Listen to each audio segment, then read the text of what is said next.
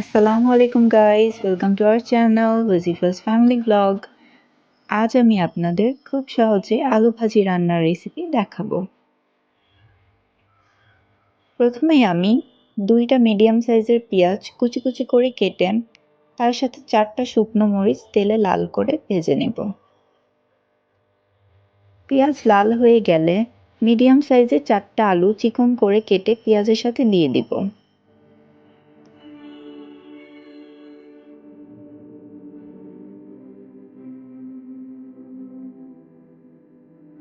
5 minute ভালো মতো ভেজে স্বাদ মতো লবণ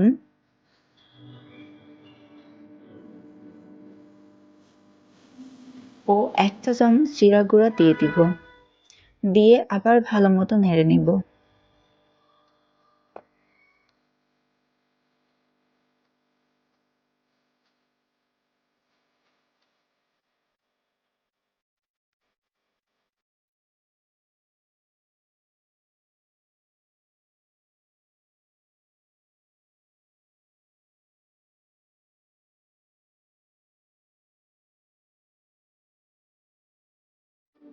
এরপর 1 গ্লাস গরম পানি দিয়ে দিব।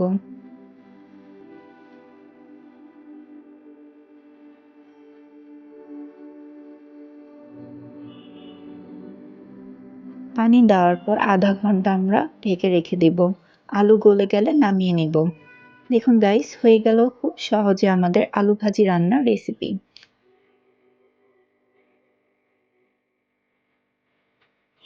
আপনারাও বাসায় অবশ্যই রেসিপিটি ট্রাই করবেন এবং জানাবেন কেমন লাগলো। আজকের জন্য এইটুকুই। নেক্সট ভিডিওতে আবার দেখা হবে। Bye bye.